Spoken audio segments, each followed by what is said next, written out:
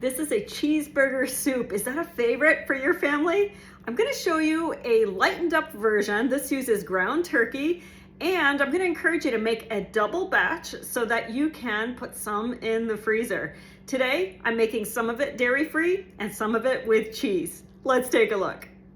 I'm making a double batch today. So instead of using my deluxe multi-cooker, I'm using the 8-quart stainless steel pot for this. I've got it on medium heat, and I'll go ahead and add a tablespoon of oil. Watch up here, when I squeeze the buttons, the oil rises up. So about a tablespoon is just right.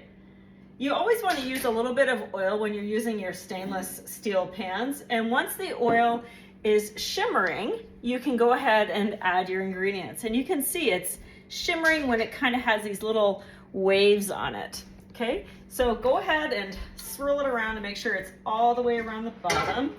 I love that this pan here is wide as opposed to just being tall. And that means that we're going to be able to cook things faster.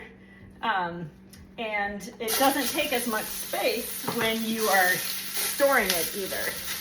When you're using your mix and chop with ground meat, it helps if you let it cook a little bit before you start breaking it up. It does a much better job that way.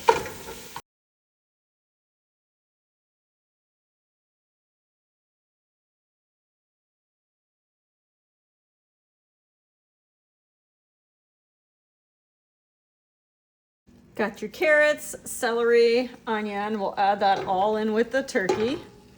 And we'll let this saute for a little while until everything starts to soften. Add 4 good cloves of garlic right to the pot.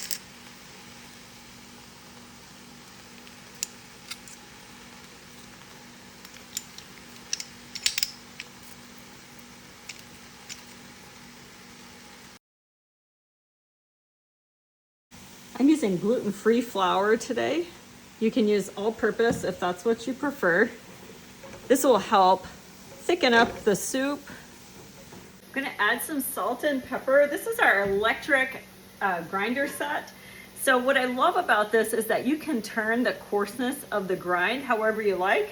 It's got a light too. How cool is that? You see it light up? So just add to your liking. And same thing with pepper. So sometimes you want your pepper to be coarse, and sometimes you want it to be fine. So you can see, it comes out pretty well.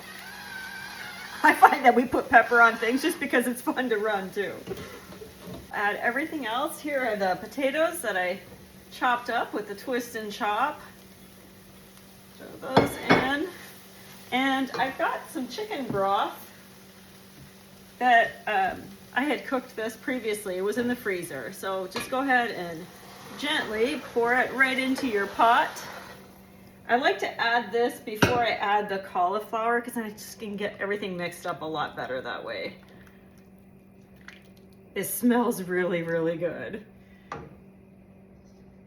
Okay, so when you put your cauliflower in here, I'm leaving it whole like this, okay? You're just gonna go ahead and add it right to your pot. It will get nice and soft, and by keeping it whole, it'll make it easier to pull out to put in the blender when we're done. We add the lid and let everything cook until the vegetables are tender. Our vegetables are tender. Now we'll take the cauliflower and drop it into the blender. You'll take a little bit of the soup and add it to the blender to make it easier for it to get nice and pureed.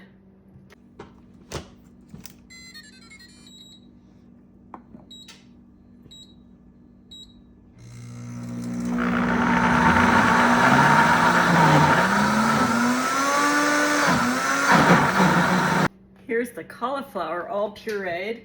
This is going to make our soup nice and creamy.